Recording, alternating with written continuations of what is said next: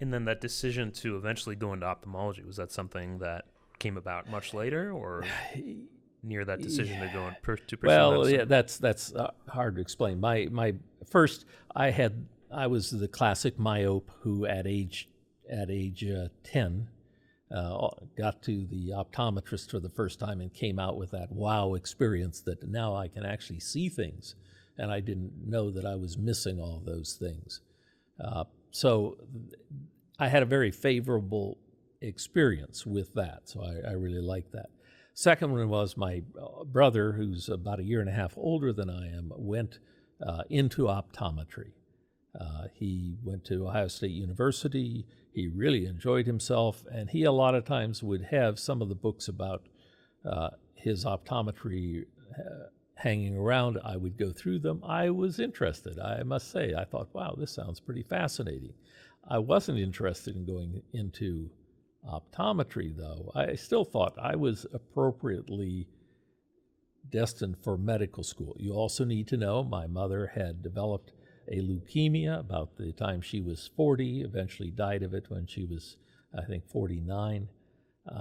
And that had an impact on me as well about how disease can really change your plans.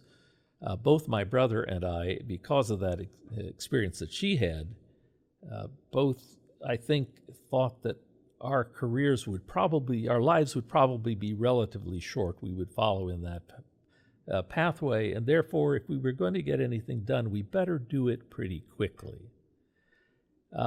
So that was number one. My idea was, though, still to go into medical school. My brother, who went into optometry, couldn't stand the sight of blood. He would almost pass out with it. That was not me ever. And so I went in with an open mind, and I really must say I liked everything in medical school. There really wasn't a specialty that I didn't like at least part of. But I just gradually gravitated back toward ophthalmology because I liked it.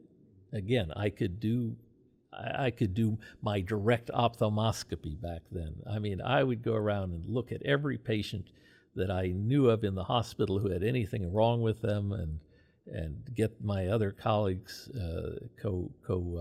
members of the class, to let me know. And a lot of times, if they had questions about eye things, before they would ever get a consult, they would call me, and I would go over and look at it and at least tell them what I thought it was, and they could decide then whether they wanted to even have a consult. So that was fun. So I look back, and my classmates, just like, when you walk in, this guy's going to be an emergency room physician. This guy's going to be an orthopedic guy. This is a pathologist. Right. This is a psychiatrist.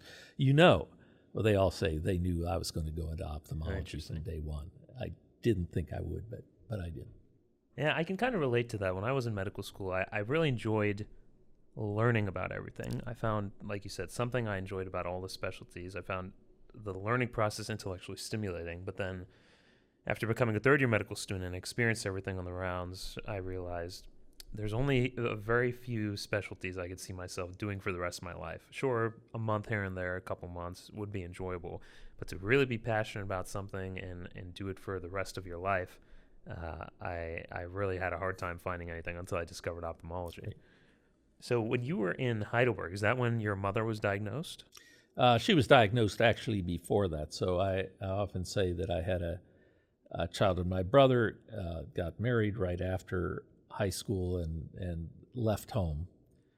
So I was kind of the older one. I had a younger brother who was mentally impaired, and my mother was pretty sick, so I was the chief cook and bottle washer and clothes cleaner and ironer and everything else for a number of years. And as she got sicker and sicker, she would bring home things that needed to be graded. So I would be grading, as a high school guy, I was grading papers for these. Fortunately, they were like fourth grade students, so it wasn't anything complicated, but still, I was doing that, forming grade charts for her, and doing various things that I had to do. So I recognized all early on that there were going to be some changes. She died during my second year in college.